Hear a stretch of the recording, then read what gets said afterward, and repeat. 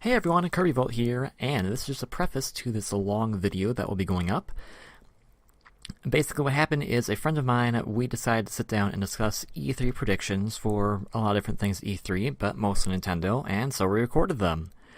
Just a little note is that the area recorded in is not the usual spot I record in, so there's a few other extra noises in the background that I didn't notice when we were recording, and I probably should have, so I apologize for those in advance. Otherwise, it's just us two talking about E3 predictions, and I hope you enjoy. Hi, Nate. Hey, Nick. Do you like to tell us why we're here today?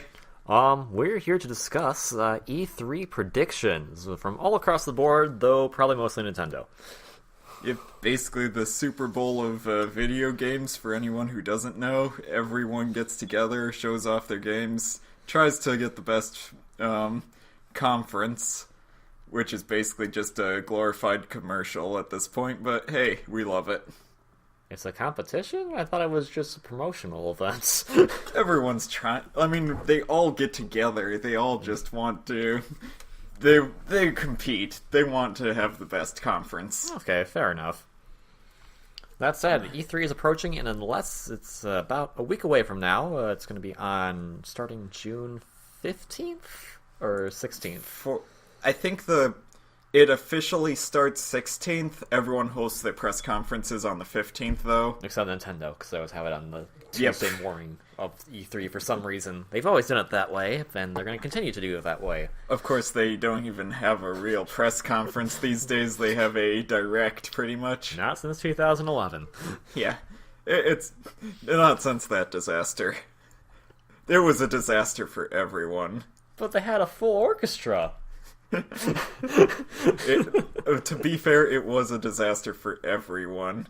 1 million troops. Wow. I have no idea what you're talking about. That's how forgettable it was. I'll show you later. Okay. We're going to mostly talk about Nintendo because they're the ones that we kind of can predict, but they can still throw curveballs, and we have a lot to say about them. Yeah. I'm going to say the Microsoft one, it's like... Last year, Microsoft, they had a good format. They talked about nothing but video games, and that was interesting. That was good. But they only showed off what everyone else was showing off. They showed off Call of Duty. Wow. They showed off... They showed off the next Assassin's Creed. We saw that at the Ubisoft press conference anyways. They showed off Halo, I guess, which was a huge disaster. Did they show off that... Was that Destiny game Xbox only, or is that... Nope, Destiny is Xbox and PS4. They showed... Okay. They might have showed that off. I know PlayStation 4... Sony has been paying Destiny to make it look like they're exclusive. But that's out now. Everyone kind of loves it, kind of hates. It's a grind fest. Yeah. So, no, I don't care I'm not surprised anymore. Sony's doing stuff like that. I'm not surprised by that one bit. Most of the PS4's marketing was based off of somewhat exclusives, where they have exclusive content. I'm kind of interesting because I've never watched Microsoft conferences all the way, so I'm always wondering if they're just talking about the Xbox or if they're talking about PC gaming too. Because actually, that's the market. That's an interesting point. This year's going to be a big one because Valve has a press conference there, and lots of people are saying that they're going to be representing PC gaming. Because they're basically where everyone goes to for PC games. I guess that's true. I mean, most PC games I have are not owned by Valve, but they run through Valve's system, Steam, which you kind of need to run most PC games these days. Plus, you can just buy everything for super cheap during sales there. That's true as well. But, we're not sure if that's an interesting point, but I'll get around to that. The Microsoft press conference, I think they're going to repeat last year. They seem to think it works that, hey, we're showing off what everyone's expecting, and we don't care. It's what everyone's expecting. It's a safe format. But what I think is going to be their big reveal, and this is my first prediction, is Banjo-Kazooie 3. There's that push for them to vote for it in Brawl, not Brawl, Smash 4. Yeah, same thing. And they're just going, and they really want to, I think that's them being like, hey, we're coming out with a game soon. Nintendo could advertise it for us. But at the same time, it's not just, from what I understand, and correct me if I'm wrong in this, but that's Phil Spencer, who is like one of the very few members of Rare left. Most of the Rare members have gone by this point, and they're all working on Yooka-Laylee. Yeah. So anything we get from the current Rare is just going to be, here, we have this IP. What the hell are we doing it? Just kind of like the Spyro Skylanders right now. It could be like, it could end up like Conker for all we know. We're like, hey, we have Conker as a character in this other game. Has that game even come out yet? That project, whatever that is? I think it did. Project I think Spark? it was really underwhelming. Oh, that's too bad. I'm not sure. I'll have to look at. I didn't care about that game. Oh, like, I think, like, people are like, wow, this looks amazing, and it was like, oh, hey, Conquer, oh, yeah, oh, just make, it's a, I feel like that's kind of the, and this is something we can touch on later when we talk about Nintendo's, but I feel like there's a lot of these, like, level editor games right now, and, like, they're great, but Little I kind Big of Planet, feel, I want to say, started that trend. yeah, but I kind of want to say, like, they're getting a bit over bloated, so it's kind of like, at this point, like, yeah, here's another level creator game, and the thing about those games is that you need people... They're getting more and more complicated, yeah. And people who make stuff... It's good for the people who really dedicate and make stuff, yeah. But it is getting to be rocket science to people just jumping in. Yeah, and so, like, even for me, Little Big Planet, like, even when I was playing that game a little bit with some of my friends when the first one came out, like, oh, we never made a stage, we made just, like, little silly contraptions. So, like, it was, like, more interesting for us to see the other stages that people made, as opposed to making stages ourselves, and I kind of feel like that's, like, the big push of some of these games, is just to make stuff yourself. And you need to really make a nice, easy-to-use interface for that kind of stuff, because unless we're all trying to become game developers, then it's not really that beneficial, I think, to have these super complicated stuff. I feel like just downloading other people's work can support the game well enough on its own, though. But yeah, I feel like they're going to announce something Banjo-Kazooie, because they have hinted at it, and they have, they had that Phil Spencer comment on it, and it's like... It's going to be awkward, though, because Yooka-Laylee kind of revealed that, hey, here's the real Banjo-Kazooie developers. What are we going to do for our Banjo-Kazooie now? Surprise! We just dropped Banjo-Kazooie to make another Conker game. Even though we just swapped the characters. You wanted a new Conker game. We're changing all the dialogue to be vulgar now. Even though most of the Rare team that worked on Conker is working on Yooka-Laylee as well, but we're not going to talk about that. Nope. It's the name that counts. So then, any other things from Microsoft press conference, or is it just... Not really. I mean, I can talk about Gears of War's remake, but it's like... It's Gears of War, it's duck and cover, it's shoot the alien guy. Yeah, and it's like, I mean, I'm gonna guess for both Sony and Microsoft, it's gonna be, here's another FPS type game, and it's gonna be like, wow! Sony is actually Sony's been admirably diving away from that as of late. That's good. Microsoft, though, they are all about the Call of Duty audience. Oh, that... And that's where I think Banjo-Kazooie is going to be their one trump card to say, hey, we're not all shooters. Except for the part in Banjo-Kazooie where there actually is a shooting minigame. Banjo-Tooie had a first-person shooter parts. So yeah, moving on to Sony. Last year they beat Microsoft, I'll say that, at their press conferences. They didn't have the pure games format, but they actually showed some things that were shocking. They had a Grim Fandango remake. Wasn't last year where they showed that weird-ass Kingdom Hearts 3 trailer? Yeah. The hey, we're working on it, but we don't have anything more than a super attack to show you right now. I remember that. I just remember the super CGI thing is just like, here's Sora on the beach. He finds this Keyblade. Kingdom Hearts 3, and it's like, if you've played the games, you know whose Keyblade that is, but it's like... It's another... It feels like every other Kingdom Hearts cutscene describing a new game. What does it all mean? Find out in M. Night Shyamalan's Kingdom Hearts. Yeah.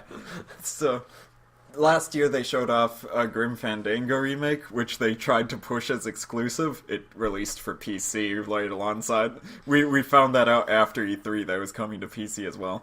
They showed No Man's Sky, which was this really cool ship shooter thing, where it like randomly generates planets and you're like massively multiplayer. That also got announced for PC. It's getting their curtain's starting to fall. They really thought last year. I thought, hey, look at all these exclusives. Oh, they're not exclusives. that Bloodborne was their one exclusive, and they showed like a 10-second trailer of that last E3. It feels like, because I remember, because growing up in the day, I didn't have an N64, I had a PlayStation. I remember in the PlayStation, like, there was games all over the place from all these, like, different developers. They used to, like, flat out compete with Nintendo when it came to content. Like, they had Spyro, they had Crash, they had all... Well, I'm not talking, those are still mainstream games today that they were at least for, like, a few years ago they died out. But, I'm like, there's a bunch of games like Croc, Tomba, like, all these, like, it felt like Sony was more this like indie type place to develop games for, and from like how it seems to be right now, it seems like it's just way too expensive to make games for Sony consoles. So people are just like make a quick indie game that you release on like a downloadable service and put on all platforms, or just put on PC. Yeah, like that's a huge part that the PC market is gaining is like cheap games. People who don't want to compete with AAA titles for graphics, they're just going to they're going to PC, and they're going to Steam, and they're going to get millions more sales there where they don't have to worry about exclusivity. Yeah, I feel like just playing, I know it's not super recent, but playing Bastion this year, that was it's on Xbox 360 and PS3 as well, but playing on Steam, like, that's a great, like, visually looking game. And I feel like both Microsoft and Sony really want to push the, like, here's our powerful systems and their graphics, and I feel like some devs, and then like, you are can just, like... take, like, art style and, like, good visuals and just be like, this stands on its own. Yeah, and I feel like... It's 2D, but hey. And I feel like a lot of... Because I remember in an interview I saw, this is back during the PlayStation 1 days for Mega Man, that's when Sony and Capcom worked out the deal to have Mega Man games be on Sony platforms. Sony was like, make a 3D Mega Man game because we fuck 2D platforming, essentially. And it was like Mega Man 8 and Mega Man X 4, 5, and 6 all look fantastic on PlayStation with that sprite work, and Mega Man Legends was nothing to scoff at either. But it just feels like Sony has like always been this big push of like use our system to the fullest, and it's like there's a lot of cool stuff you can do just with like simple art design stuff like Bastion does. Yeah, they did touch on that a bit. Like No Man's Sky doesn't look too graphically impressive, but it has a style going for it. I can show you that later. But okay. One thing that where was I? Predictions for this. Yeah, last year they showed off a bunch of stuff. We later found out that they were throwing a bunch of smoke over what exactly they were, but they showed off a bunch of stuff that was unique to their press conference, and I can give them that. This year, I think they're going to basically do the same thing. They're going to show a bunch of... They might have more exclusives now that PlayStation 4 is in the lead of sales right now. I think that it's going to give them more developers at the very least, and they'll have more unique stuff to show for it. I don't know so much about exclusivity, just because I think the landscape has shown that even though they are in the lead, that it still seems like to develop stuff for that, just for one system, is not that beneficial to some developers now. Yeah, no, most of the people making lower graphic stuff are just like, I want to release this on Steam too. Yeah. So I'm going to guess there's a bunch of only on PS4, and then in parentheses on PC as well. Okay, here's my prediction, and I'm going to be way off, but Sony is sitting on top of a lot of IPs that they technically own, even though the companies that made these games exist anymore. So, Parappa the Rapper 3... Medieval? Tomba 3, Medieval 2, Croc 3, and okay, I guess it wasn't exclusively PlayStation anymore, but Klonoa 3. There you go. There's those. I mean, But the latest Klonoa game came out for Wii. I know, but the Klonoa 1, Klonoa 2 were PlayStation games. I know they're technically owned by Namco, and they still show up in Namco games, but just think of these are all bubbly, fun games, and that's a good audience you could be breaching there if you release those games. And I want Tomba 3. My prediction, sadly, is more HD remakes than sequels. They have been going down that road hard. Well, and it feels almost like they've been relying on Last Generation. They did Last of Us remake. They're now doing the Uncharted series. They're doing all three heard remade. About that. So, but Last of Us technically isn't that Naughty Dog, and aren't they technically second party or at least third party? Basically second party. Okay, so that's technically under Sony. It will never leave Sony software. Okay, Because I know like Kingdom Hearts did the whole HD remake thing, but I know that's not technically Sony, even though they're released on Sony systems. And I think those HD remakes are kind of silly in themselves. Other than it's nice to have all the games kind of in one place, as opposed to all the crazy mess that was going on with that series in general. The only... There's been one HD remake I've always wanted, and they will never touch on it. Ace Combat. They're sitting on all the games. You can emulate them and upscale them to look beautiful, and it's like, nah, we're not gonna repackage this series. We're gonna make Ace Combat Assault Horizon, that horrible reboot of the series that no one liked. Bomberman X-Zero? You don't say! So then, yeah. The Steam is the most interesting one, but I have no idea where they're going with this. Is that even Steam, or is that just Valve saying, like, here's... It's going to be Steam-focused. They're going to be showing off their controller and their streaming device, which is going to be a big part of what Steam's future is. But, like, doesn't Steam already have its own kind of streaming device right now, or is that... They're making one that, you plug it into a TV, and you can, from a computer, you can stream to that device, and you'll put it on the TV with, like, minimal lag. So basically, they're trying to incorporate Steam games so they can feel like they're playing, like, console games. Yes. That's kind of neat. It's a neat idea, and I like it. They're also probably going to show off some VR support, which is a big thing coming up in 2016 here. Like, everyone's talking about the Oculus is about ready to launch. Sony's got their own Oculus. Someone else has their own...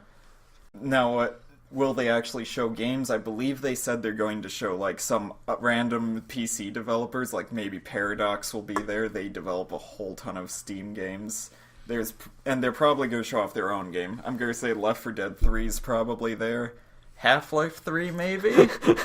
You don't even play the Half-Life series, and you're laughing at the idea of that. That's how much of a joke this has become over the years.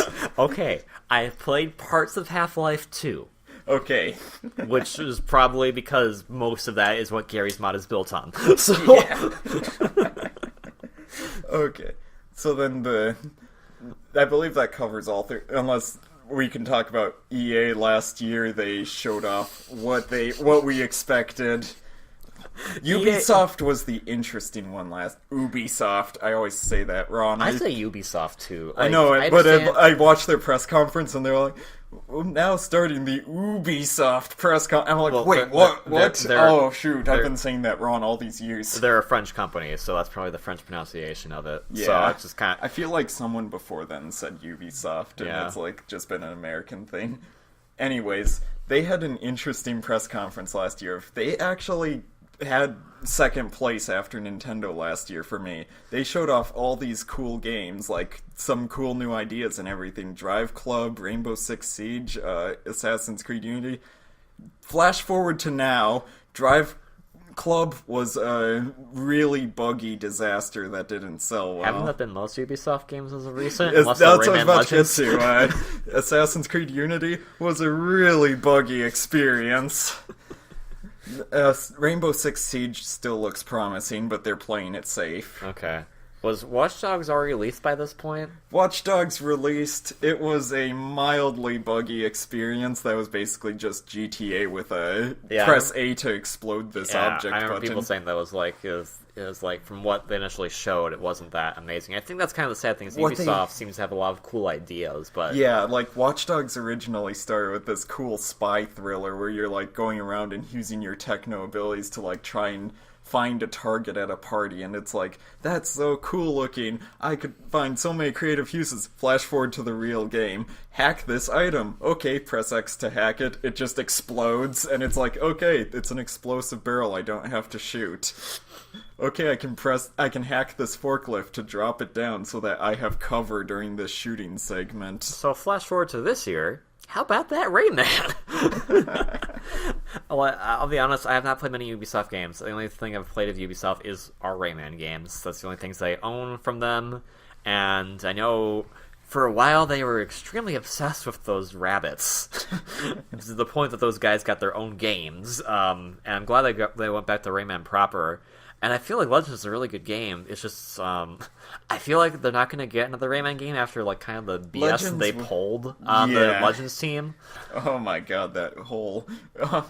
that was such a huge pile of bureaucracy they had to go through to release that. Like, Microsoft refused to have it unless they got it first, or alongside everyone else. And so that had to push the Wii release back forever, which was the definitive version. It had all the features. Yeah, I heard that the Vita version has, like, pretty much similar features, but... I could see that. To get 5 Vitas in one place is... To get all the Vitas in the world into this one room to play Rayman Legends 2.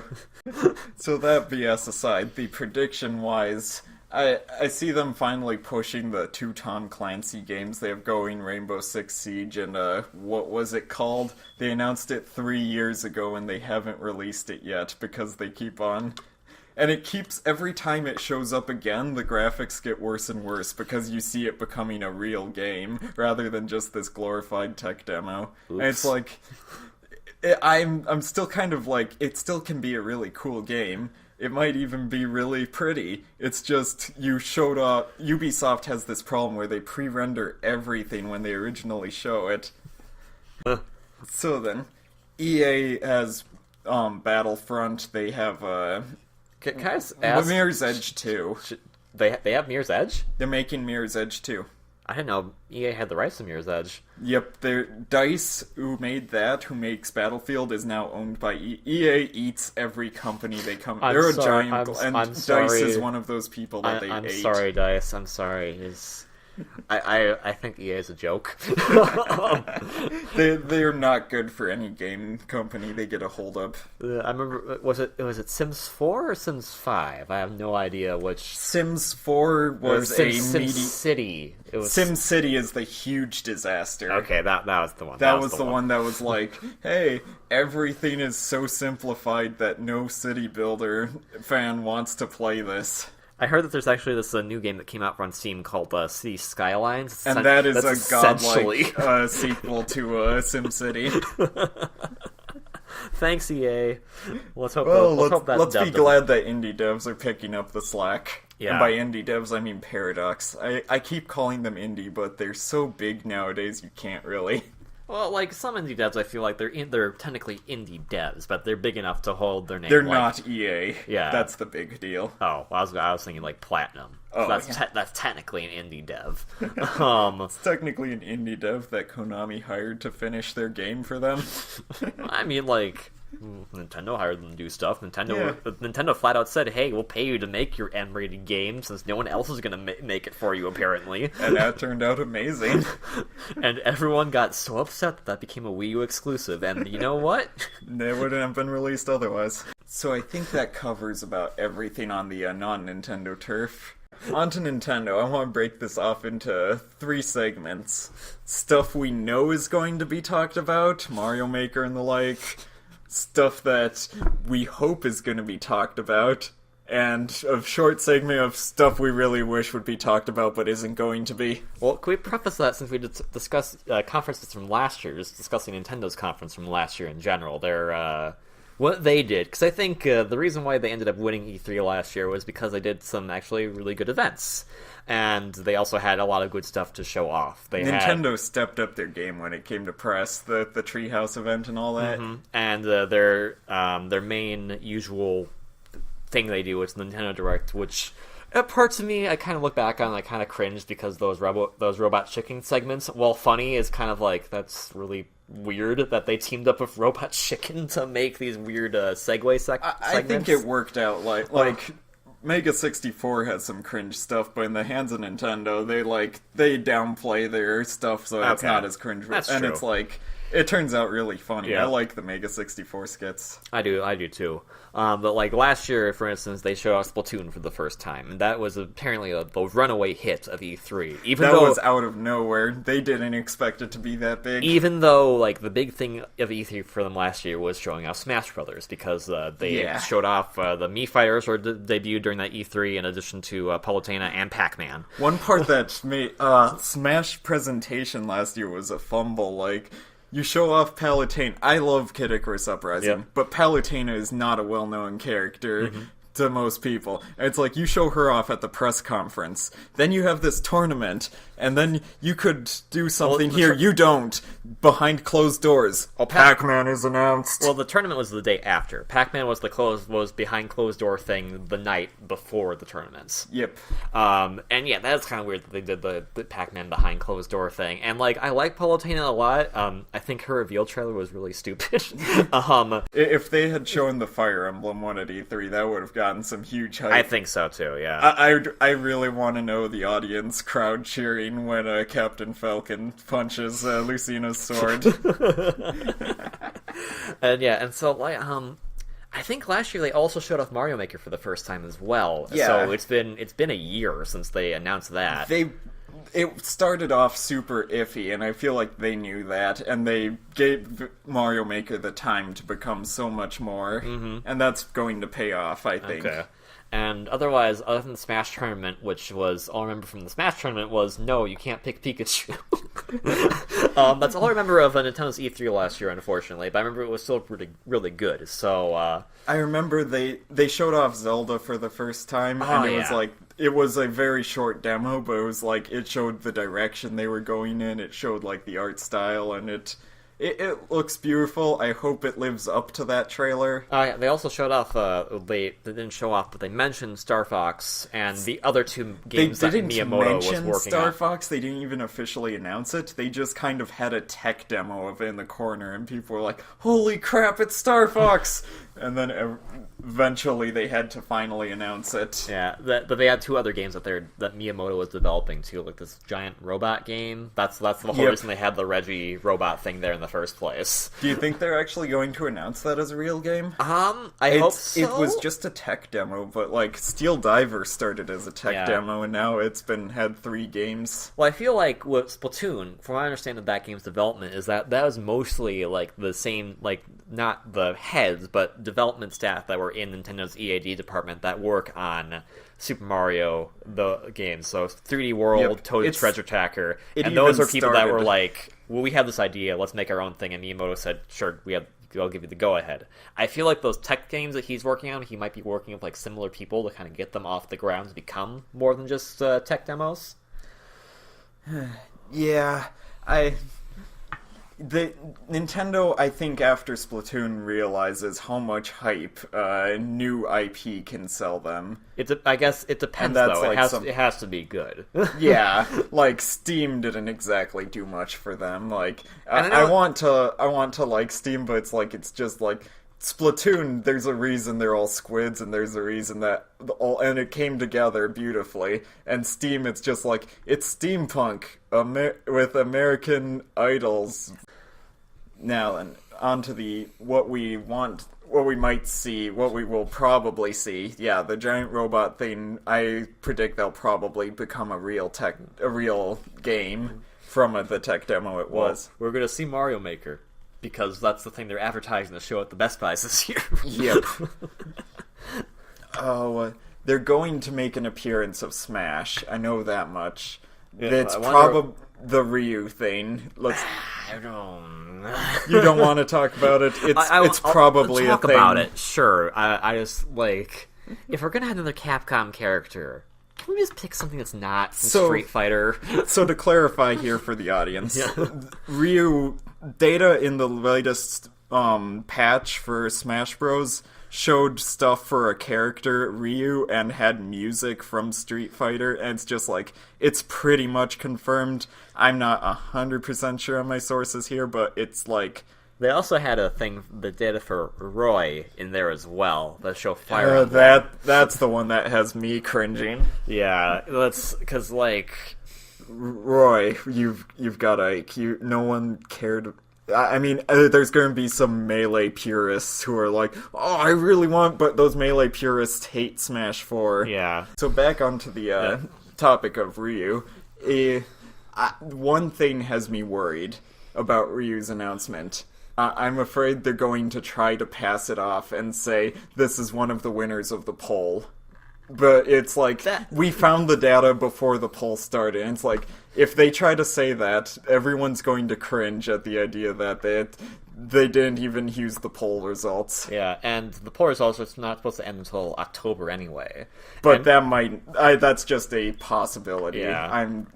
I'm saying the worst case scenario here. And like even then, I've at least seen some fan ballots that have been posted. Ryu's never been at the top of any of those. I feel like as much as Ryu makes sense because he's a fighting character, it seems like there's really not that much desire for him fan-wise to have in the game. So it sounds like they might have multiple characters getting in from the polls. Do you think they might announce the results of one of them at this event? Because it's possible, but it's a big event. It's like it would be a place to.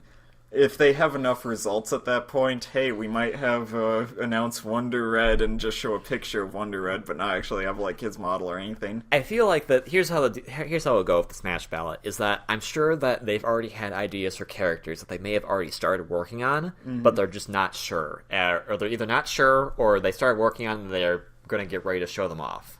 In which case, if that character was someone who you voted for on the poll, it'll then be like, hey, this character's in. Your vote now doesn't count, go vote for someone else. So I think that could actually make the poll become a lot more fair, in which case you could then have if they announce one person before they announce both of them, you can just say, people who voted for this guy, he's in. Go spread out your votes elsewhere. Yeah. So then all the Wonder Red people can jump to voting for Shantae. Heck yeah! Because me and Nate are at war here over which one we want, and I would be happy to jump... I would be okay with both. I just want Shantae more. Wonder Red, I understand, and I see a huge place for. I'm just gonna say Shantae has 3 games, and they all debuted on Nintendo systems. Just saying. Also represents the indie scene. Wonder Red's technically a Nintendo IP, so it doesn't represent the indie scene. So what else are we expecting here? Like the Star Fox they have announced is going to get talked about. Yeah. What do you think? You don't have too much of a history with Star Fox, do you? The only thing I played Star Fox-wise is Assault, because I rented it once. I liked it, but I have this, like... There's something about that kind of bugs me about the Star Fox games, is that, like, Kirby games are short, but to me, I always, like, enjoy going back to them. Assault was, like, when I was done with it was like, I'm done. What do I do? And it's like, you can go replay it, and I understand the 64 game has a bit of a way around that. 64 had great replayability. Okay. Like, it had a split planet system, and depending on how you did or how you complete the mission, it would send you to a different planet. Okay, that's good. And it would, like, you can replay it then to, like, you're going to get the bottom path purely on your first run, but then you figure out how to get the top path. And then you find out how to do mediocre enough to get the middle path. It's hard getting the middle path for some reason. So I feel like if they show a Star Fox game off like that, I'd be interested just because it's a Star Fox game. We haven't had one in 10 years. Plus, Splatoon has proven tilt controls can work, and they said they're going to be using that, basically. Yeah. And we did have Star Fox 64 3D, but I don't really count that as a new Star Fox game. So the last major Star Fox game was Command, and that was 2005. And I think, because if I'm not mistaken, I believe the last like major Star Fox game that Miyamoto himself like spearheaded was 64. Yeah. Everything, and so Miyamoto's spearheading the new Star Fox game, so I'm sure it's going to be good. I'm gonna call this right now. What I'm predicting is that it will show up. It'll be pretty great. It's going to basically deliver what we want. It's not going to give us those on-foot segments and stuff. But what if we get crazy parallel world Miyamoto who decides sticker star for Star Fox? Oh no. Suddenly points aren't a thing and you don't need to shoot anything, you just need to hold the boost button down. It worked for Sonic. But yeah, I predict it's going to go back, and the one thing I hope that they do, and I really think they might do, is bring back extremely corny voice acting. That was a staple of 64, that, like, it was the right amount of story. Yeah. Every other Star Fox game tries to dive so much into story, and, like, the entire story of Star Fox 64 is told through corny dialogue, the characters just popping in and out. And it's great. It's, like, just fun. Okay, enough about Star Fox. As for what else are we going to see for sure? Zelda. We know we talked about that just briefly. They're going to graze over it, I'm betting. We'll see a new trailer. It'll show a bunch of stuff. They're not going to talk about it much, though. Yeah, it'll probably. Here's the trailer. Isn't that amazing? I feel like they might have, like, probably just, like, a little rebuttal from Anuma about something. Because I know, like, Anuma's extremely excited about this game, because he's been talking about how the previous systems, the GameCube and the Wii, have been limiting as to what he really wanted to do. And he discussed like how in Wind Waker he broke through that with the ocean segment, because that allowed him to still do the exploration idea. And when he discusses both Twilight Princess and Skyward Sword, he's like, yeah, these are limited, and that's kind of why the game ends up becoming very linear, and he doesn't want to do that again. So I'm really excited to see what he's going to do with that kind of stuff. Yeah, and that's an interesting point, because he is trying so hard to open up the world in this, and people are kind of comparing it to like the original Zelda, how it's just like, you're in Hyrule now. They might go that route. I don't see them going completely that route. I don't think anyone should go the original Zelda routes. The original Zelda game is a place in history, but like the original Mario, it's a bit dated. If you give that to a kid these days and say, hey, beat this, it's going to be like, what the heck do I do? Even I, at 26 years old, I'm like, what the heck do I do? I do like having a little direction. Not like force it down my throat, here's what you need to do, but at least something like, go this way. Okay. It was a good time waster back in the day, because games were generally short back then. Yeah, that's true. So yeah, Zelda kind of set the staple for a longer series, and I don't think they need to go back to that format. As far as their stuff, I think they're going to show for sure, even though it's already been released in Japan. We're definitely going to get some more information on Xenoblade X, because I don't actually think they're going to talk that much about it. Really? We've had a direct, I'm putting air quotes here, about Xenoblade X. They called it direct. It was supposed to be a Treehouse event, and I don't know why they called it direct. They showed part of a direct and then cut to Treehouse. Well, they showed part of a direct that was essentially 1/3 of a direct that they already did in Japan. Just translate it. Why they didn't translate the whole thing, I don't know. But I feel like they've shown enough. They're going to show it more for the sake of, hey, we want to really advertise this game. But we already know too much about it. It's like... See, like, I agree with you on that. Yes, we do know, like, too much about it, but at the same time, Xenoblade Chronicles, as much as it's been, like, a big cult hit, it's a cult hit. And they're trying to... I feel like they're trying to make it be, like... They're trying to sell Earthbound too. And the thing about that is that Earthbound, while a great game, is still a cult hit. It's going to be hard to sell a sequel to this when your market is a cult, is a very niche demographic. So I feel like they still need to push it a little bit more, even if it is starting to get into kind of spoilerish territory. Yeah.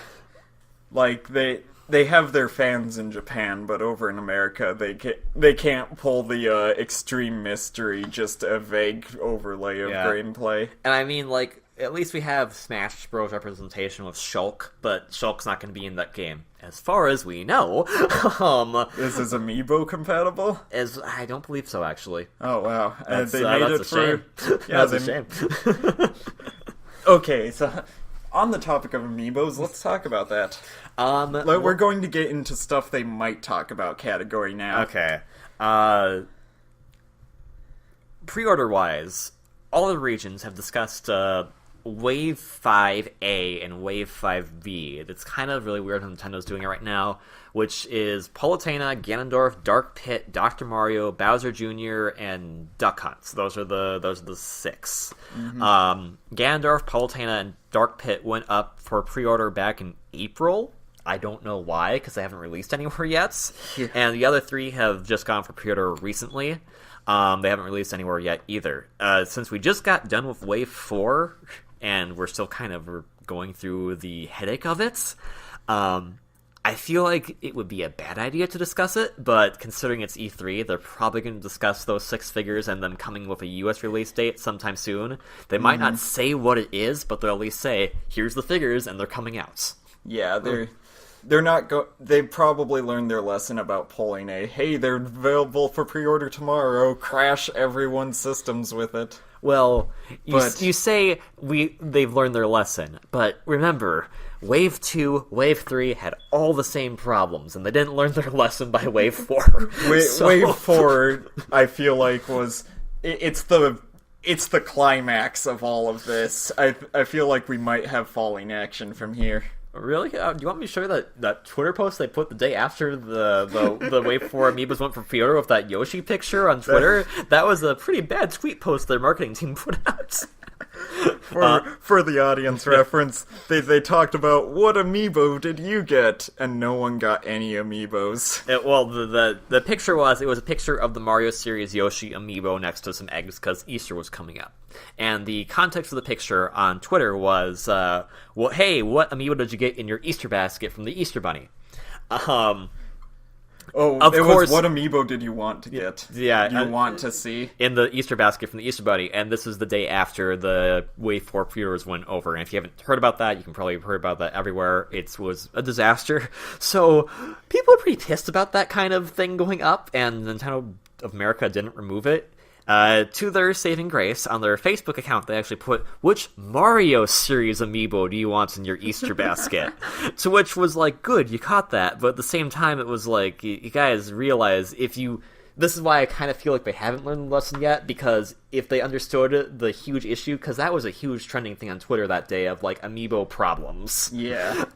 If they didn't see that in all of their infinite, like, we're trying to be hip and on social media now, and they put this Twitter post out, I kind of have an inkling that they might not still understand the idea of what the heck they're doing with these figures. So let me just try to structure this a little better for the conversation. All right.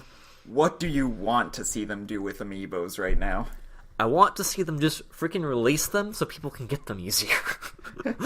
Like, it's simple supply and demand. I'm demanding you have supply. That's it. And I'm like, demanding there be more than 2 NES amiibos available. Yeah, and like, we both have NES amiibos from we've got both of them, and if you ever want to see them again, well, anyways, mine's from Europe. But with just how they've been releasing them, I know it's not entirely their fault. I know Japan's having issues, I know Europe's having issues, but just from a marketing standpoint, it just doesn't make a lot of sense to me how they are going about it. The store exclusivity thing, for instance, is a thing that's only in the Americas, and I partially get it, but I partially also kind of go like, you're gonna get the money anyway. Why does it matter that you give one of these figures exclusively to a store? Because that's just not, like, because I know the Wave 4 issue thing came up that you had people that were like, I'm going to go pre-order NES, but then it's like, what if I wanted to pre-order Jigglypuff, and you couldn't really be in 2 places at once? It was kind of that stupid fiasco crap that was going on. So to loop this around back to E3, yep.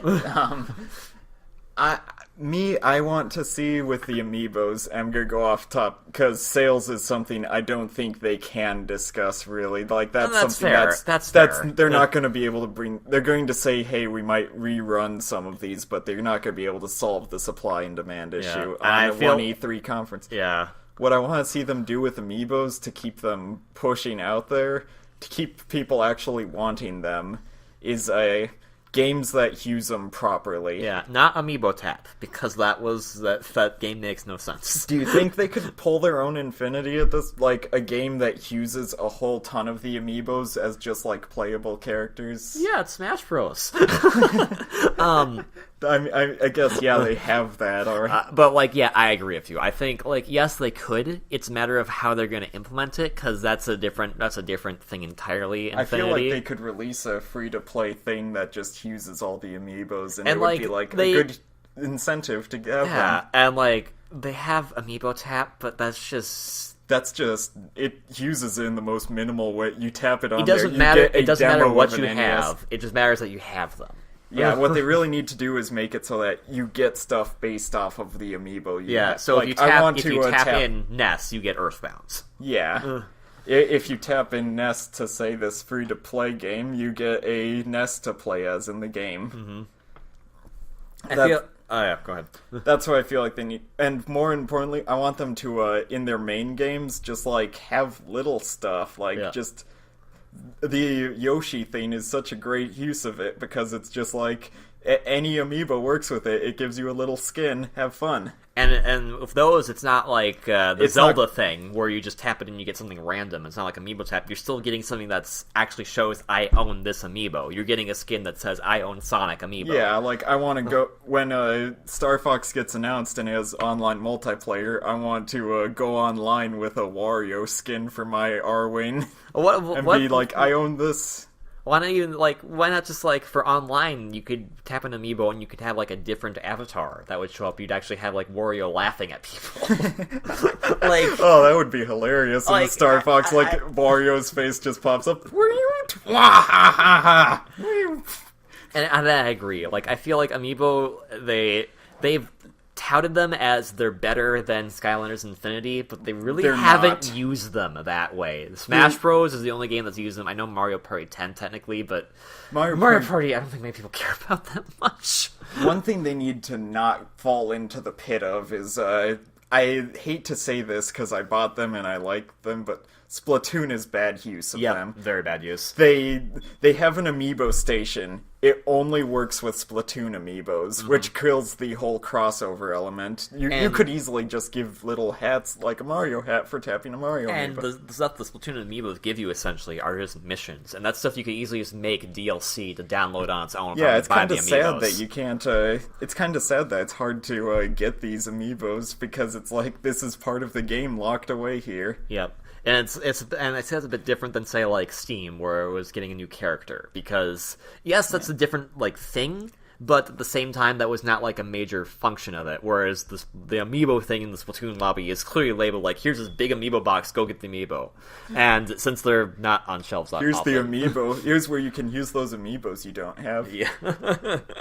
But the major problem I have with it is just that they don't use other amiibos with that. It's like they made their own amiibos. You have to buy them. It's content for the game, and it's like I hope these get used later, because it's the major problem with amiibos if they're just always one function. Yeah.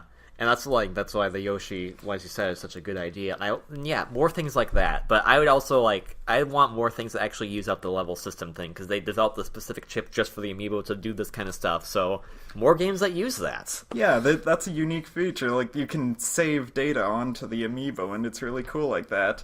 But it's it's a bit limiting that you can only have one data on there at a time, but more games need to use it. I think that makes sense that it's limiting like that, but at the same time, it's more of the fact that games don't use it. That's more... Games don't... I feel like that's something that needs to be mentioned, because it might be scaring developers away from doing that then. Okay. That's fair.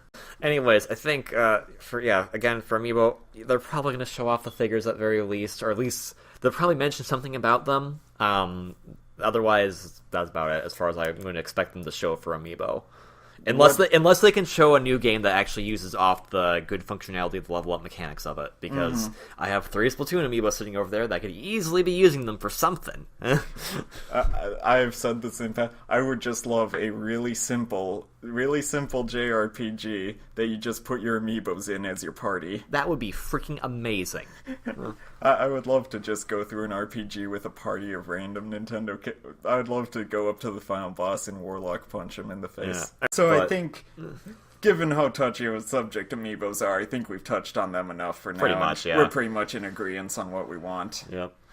What else is going to be shown? What else will be shown? Are we on what else will be shown, or what we think will be shown? What we think will be shown. We've covered what we have seen in the past already thoroughly. Yeah, well, a lot of things I have in my head are more like what I want to be shown, but what I think will be shown. Bravely Second. That game has been released in Japan for about a month now.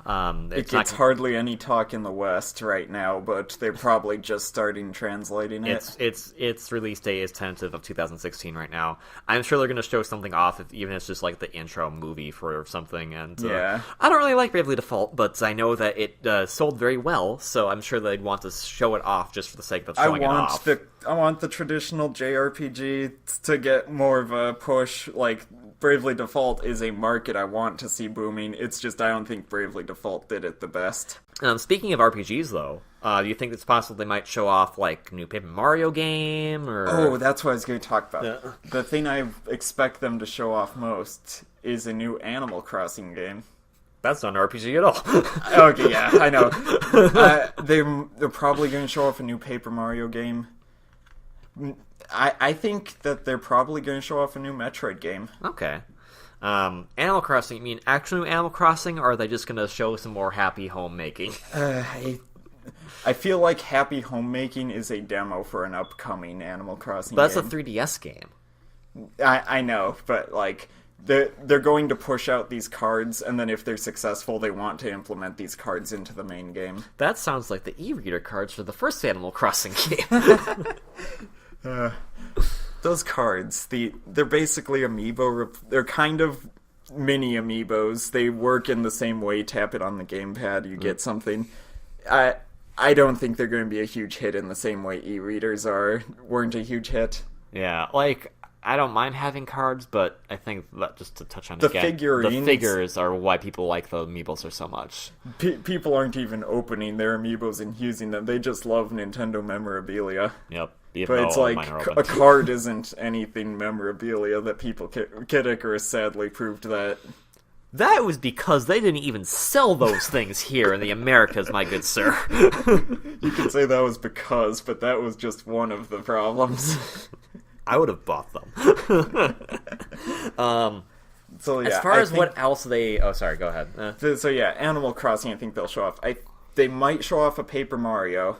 I'm going to say it's iffy after stickers. Sticker Star is still sold decently, right? I don't know how it's done in sales. I know that it's been mostly It's been a panned. mostly disappointment. I think that Nintendo's going to be able to admit that if they do another one. Yeah, and I think, like, I know for Sticker Star, 'cause I made a joke about it earlier, it wasn't technically the team's fault. It was because someone from up above said, hey, do this instead, and it was like, They didn't even say, like, do this. They came over and said, oh, this seems a lot like another 1,000-year door, and he sounded disappointed, and the team was just like, oh god, he dislikes it, we've got to remake it, and then that just all fell apart. But as much as I love Super Paper Mario, people really want another follow-up to 1,000-Year Door. Why?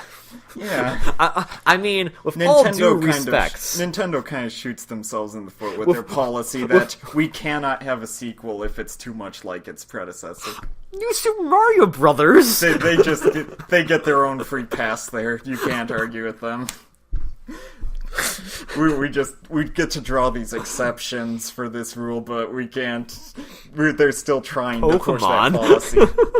We've established how little Pokemon has to do with Nintendo at this point. A little bit, yeah.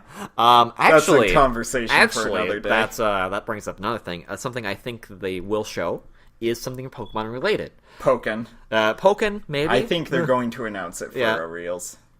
Otherwise, I know I am a faithful going, there's a lot of illusion in the Battle Resort area of Pokemon Oras, discussing a possibility of a potential DLC episode. I think it's... How long ago was it released, Oras? Oras was released in November of 2014. Yeah, they probably have enough... I was going to say it might have been too long, but with its sales, it's still selling well. Yeah. I'm going to say they might still consider DLC. And that would be a better alternative, because this would be then the first year we don't have a new Pokemon game in a long while. It's I think ever since 2009 we've been having a new Pokemon game every single year. They've got to have their yearly release. Yep. And it would be nice to have a year off to just say, here's a new thing, because there is a Pokemon that has been discussed about a lot and shown up a lot, the Pokemon Hoopa. And they've been actually, the Pokemon page has been talking about it a lot. That's like, when the hell's Hoopa coming out? And it's like, we don't know. Oh, they've been building up? Then yeah. They've been building Hoopa up. And I'm not sure if that's because there's the movie coming out, but usually the movie comes out in Japan first and then the US later, and we don't usually get most of the promotional stuff that easily. So I'm not sure. I'm going to say, yeah, with that knowledge, I'm going to push the Pokemon DLC into probably. Okay.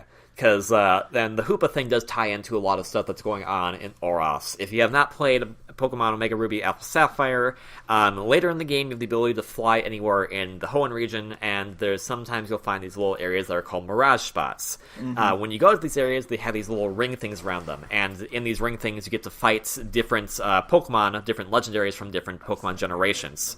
These ring things are really weird, and it's like, where do these ring things come from? But it's been pretty much implied by this point that those rings are Hoopa's power. Hoopa has the power to shift dimensions, so he can pull stuff from other places into where they shouldn't be, which is the Hoenn region.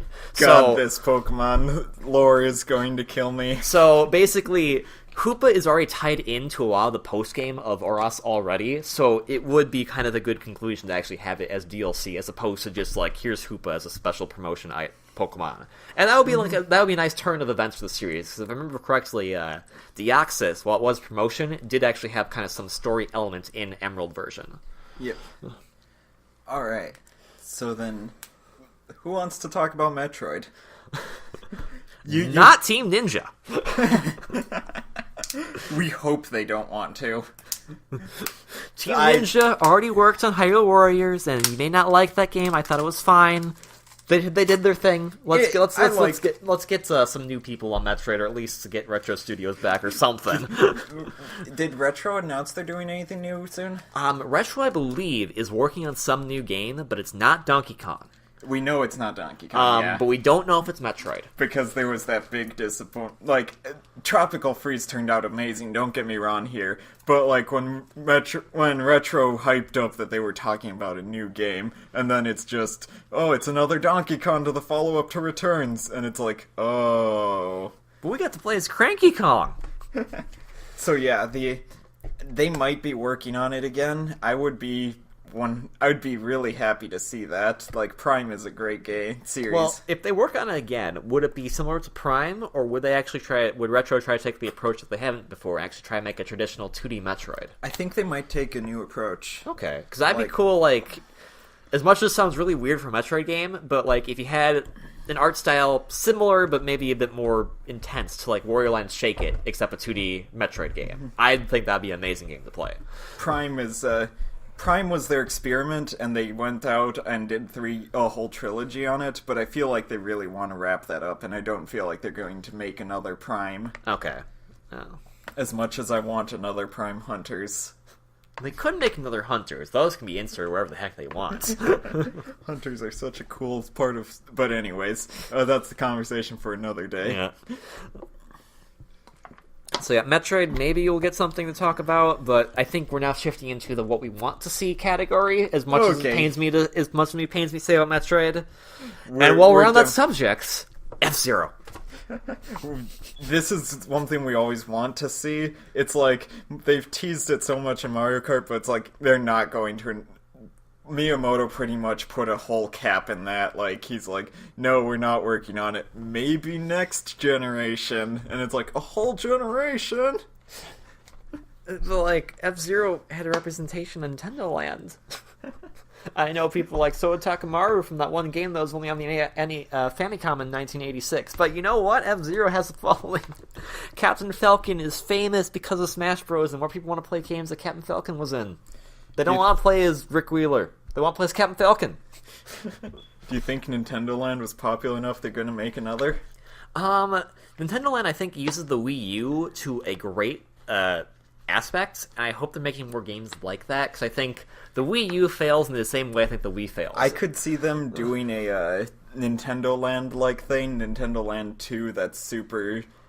I hate to say this, but I could see it going the way of Wii Sports, where it's super DLC-heavy.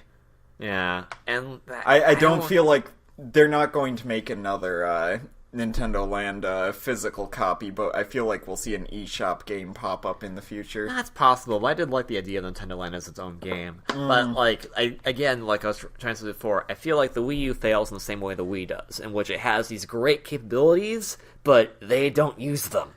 It's like, we have the ability to use the GameCAD for stuff. We could do this, and it's like, here's a Pro Controller. Splatoon's like the only game I've seen developed from Nintendo so far that actually really uses the gamepad in a unique way, and it's not even that amazing, but it's still using it. It's mandatory. I'll say that. I could not see Splatoon being on another system, and that's what we need to see. That's why Fatal Frame being localized is such a big deal, which I believe we'll probably see a little bit of.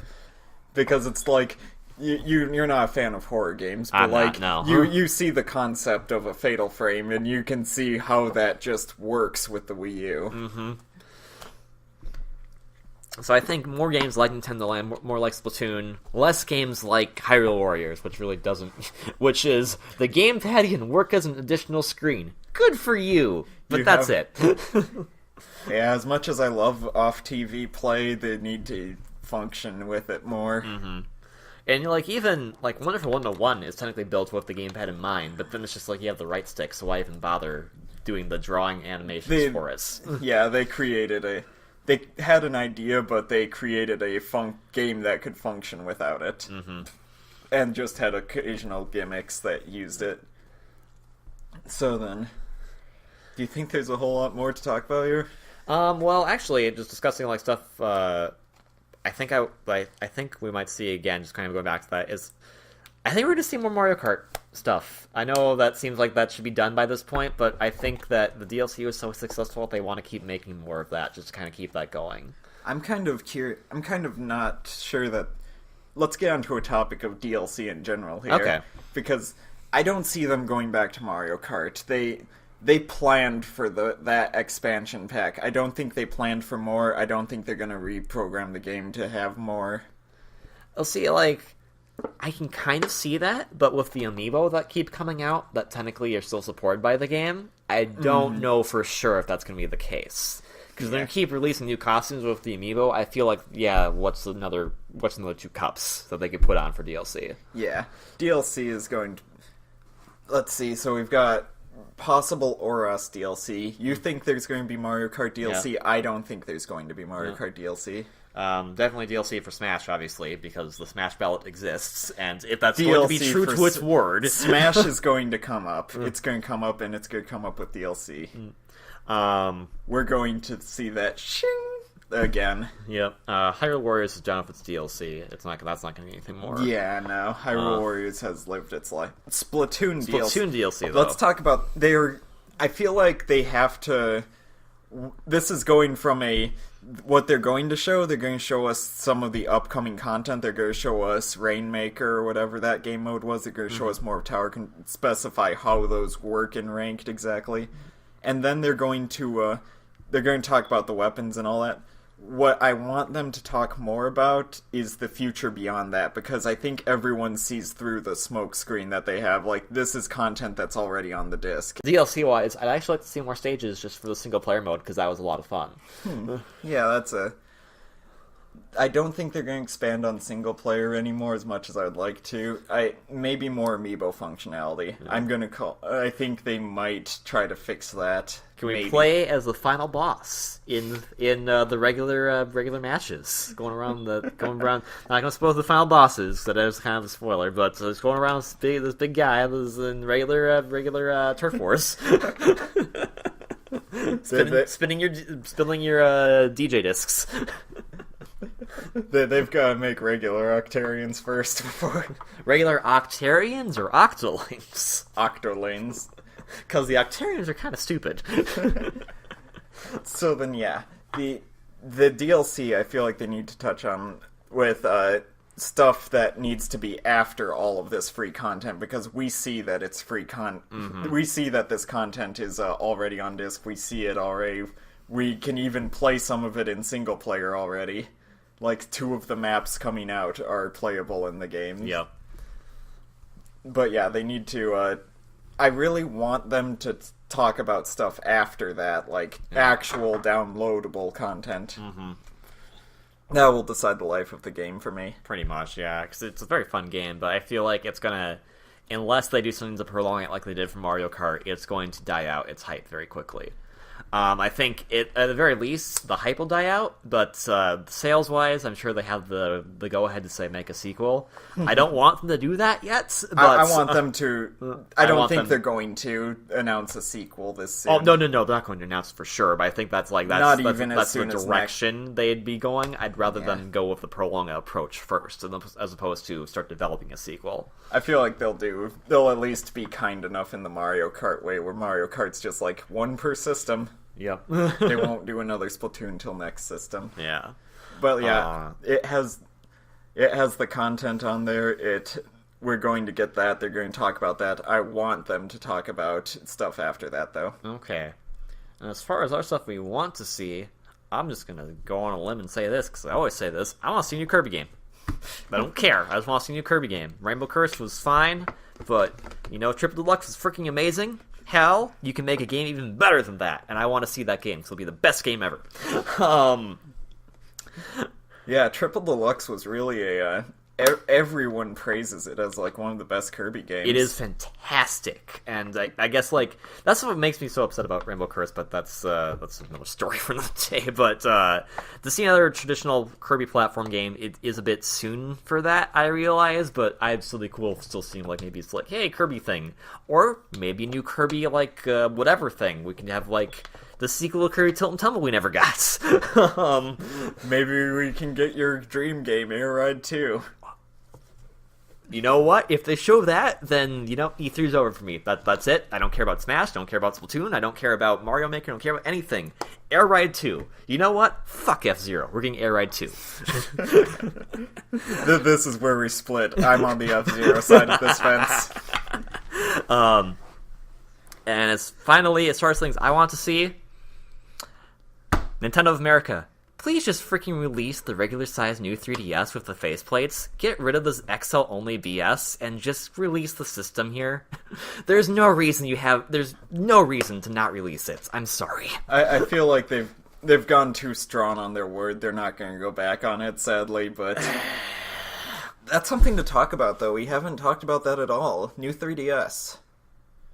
It's supposed to have its own software, but like it only has a remake so far of Xenoblade. I feel like the only part of me feels like the new 3DS exists for two reasons. A, it stabilizes some of the features of the first system that didn't work out that well. Mm-hmm. B, it was made to have a processing power to handle Xenoblade, and that's it. Most games that are still being developed right now, like even Fire Emblem If, which looks like it's going to be a big game. Speaking of which, I think they might show something off of that. Mm-hmm. But we don't really need to talk too much about that. But I feel like the developers of Nintendo are still working with the regular 3DS software. So I feel like the new 3DS is just going to be kind of thrown on deaf ears. And the idea that they want to keep selling it is just like, I understand in Japan there's a reason for it, but in other regions, not so much. I feel like they're going to definitely announce they're going to try to announce a lot of new 3DS games, and it will be of varying quality. We'll get, like, some remakes. We'll maybe get, like, Twilight Princess the remake. You know how much you want that. I want that as much as I want a new 3DS XL. Which is 0%. But yeah, that's like... They're going to try to push it out with varying quality. I don't think I'm going to be buying one soon, though. Yeah, maybe when the day comes and they show off a really cool... Maybe they'll show off the next F-Zero game. Again, I'm going to stick... if they're going to stick to their guns, I'm going to stick to my guns. I'm not buying your new system unless you release the goddamn version that every other region has. There is no reason to have just one version in the States. I'm sorry. Yeah, no. So I think that's Quiet Mouth. That's got to be a whole lot for Nintendo to show off at 1E3. Yeah, they have an hour to show. They have 40 minutes for that direct, so they're gonna have plenty to show off. Huh. Is this announced to be 40 minutes? No, but the time slot is usually 9 a.m. to 10 a.m. and but California time. So they don't really have to care about time slots, do they? They're all digital nowadays. They are, but they still follow the same time slot rules that the rest of the press conferences do at E3. Let's make this the last thing we talk about here. Okay. The Nintendo World Championship.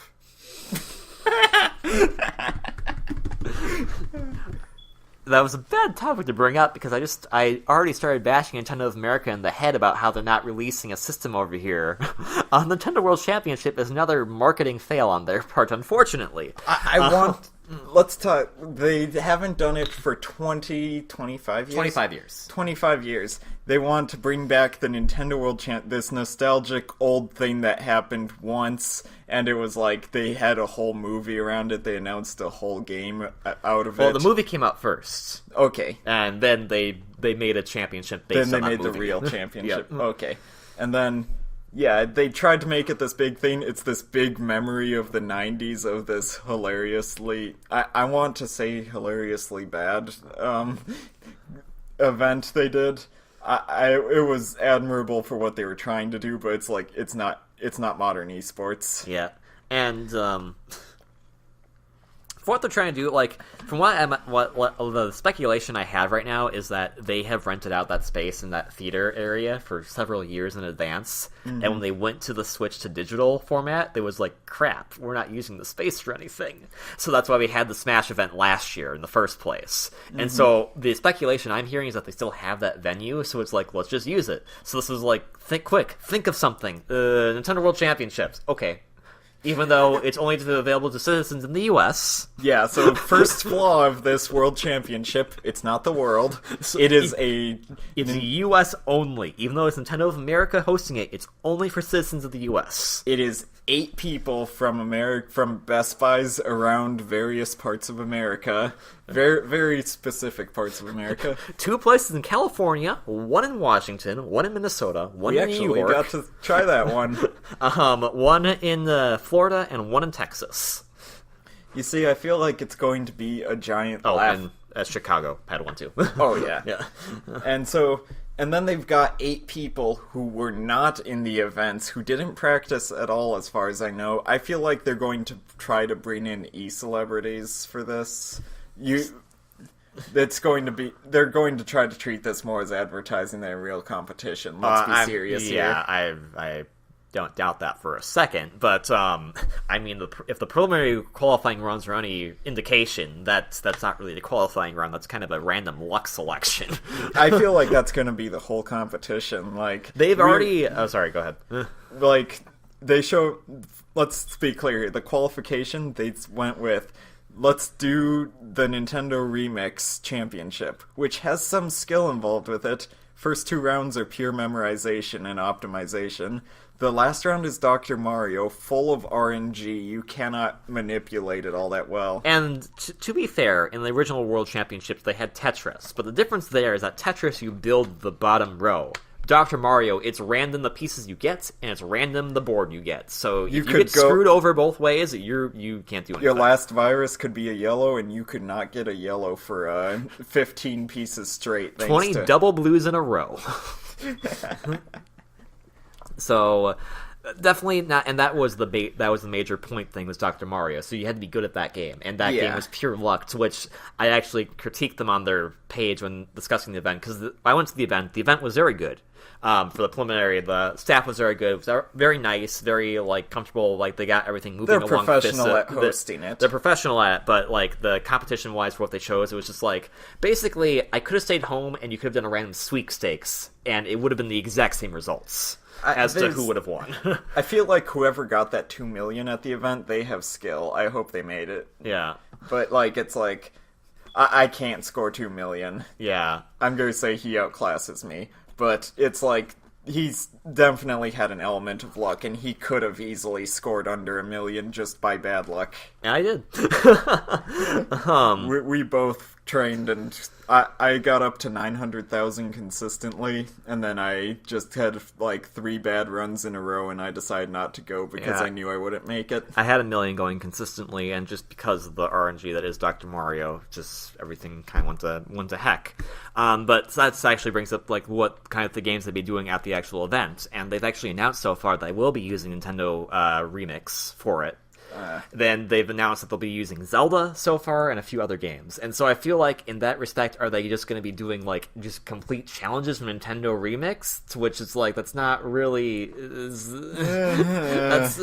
that's not really much skill as it is again just memorization. And memorization's fine and optimization's fine, but at the same time, we both love speed runs, but that's not esports.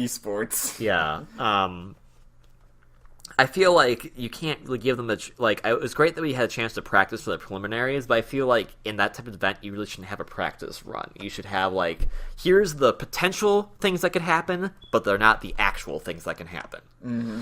And I feel like they're gonna just do it again. You just practice the Zelda whatever mini games and NES Remix, and that's the competition. And I feel like that's not gonna be that interesting. Yeah, basically, it's just.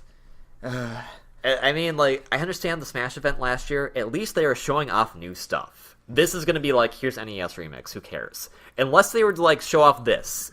They use Mario Maker to make new stages, and those are the stages they have to beat in the competition. That would be adorable. So that would, like, if they use Mario 1, Mario 3, and even Mario World, those as, like, the games to use for based on the Mario Maker levels. And maybe even fans could submit levels to have them compete in. They could kind of, like, judge on what they think stages would be good for the competition. And they would be completely blind to the competitors. They'd have to figure it out as they go. I think that would be kind of a interesting competition, but I know they're not going to do that because that would take too much effort. That would be the competition they hosted in the 90s, and that would make sense, and I would like that. Because that's what they did with Mario Bros. 3. Well, they did that. They did in that movie. That's not. They didn't do that in the actual competition. Oh, they didn't. That's the actual competition was Mario 1, Rad Racer, and Tetris. Oh, that's fair. Rad Racer's a great game. Yeah. So, and yeah, we've talked about the beginning of the event, the middle of the event. What's going to happen? Do you think they're going to do anything other than remix, like a Smash Bros. Or anything? Smash Bros. Won't make much sense unless they're using 64, because the idea of it is to use retro Nintendo games. Yeah. Okay, so it's basically going to be a giant remix advertisement. Yeah. What's the end of the event going to be? What are they advertising with all of this? Like I said, Mario Maker would make the most sense. Mm-hmm.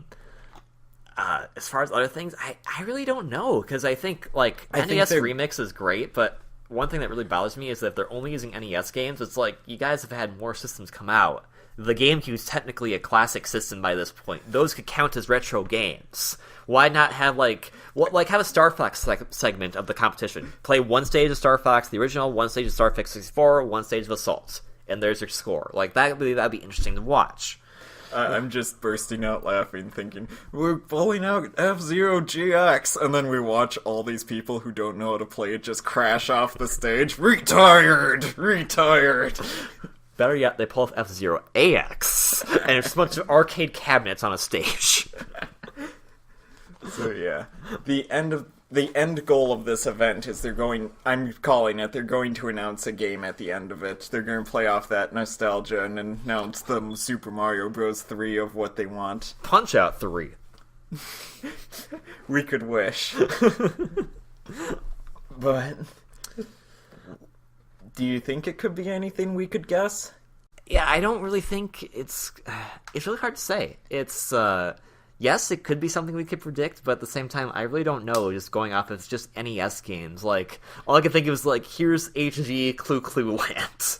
Like, something really stupid. Yeah, I'm trying to think of, like, maybe they could do a Mario thing, but they've done so many Mario things lately. People, like, you wouldn't be surprising to see a new 3D Mario or to see a new 2D Mario. Yeah, like, Mario Maker is going to be fine, but it's kind of like, once this is done, I want them to take a little break from Mario. I know it's your mascot, but seriously, guys, got a lot of other IPs you can be using right now. Yeah, the Wii U's big deal. For a while, they were the platforming central, and I don't think they need to touch on platformers for a while. Yeah. Unless the new Kirby game. Unless it's Kirby Air Ride 2. Tilt controls with the gamepad will be amazing. So, yeah, I think that we've just got to wrap it up at that then. Yeah. I can't think of what they could predict, what they could do at the end of it. The end will be a mystery, and only Reggie knows. I like to think only Reggie knows. Like, the people who made this game don't even know. So, who knows? Wait. Mother 3. That would have a good 20% of the audience screaming really loudly, and the other rest is not that niche audience that they're aiming at. No, you can't choose Pikachu. Anyway, anything else for E3? Any other conferences, maybe, or just? I think I've pretty much wrapped up everything. We could possibly talk about. So that is our predictions for E3. Sorry, it's a bit long. We're gonna be doing a follow-up to this after E3 goes on, after the week of it, and see how everything went. Once we actually know what to talk about, we'll actually have a much more condensed, focused episode. It'll probably be focused, but I don't think it'll be condensed. But seriously, Kirby Air Ride 2. Make it happen.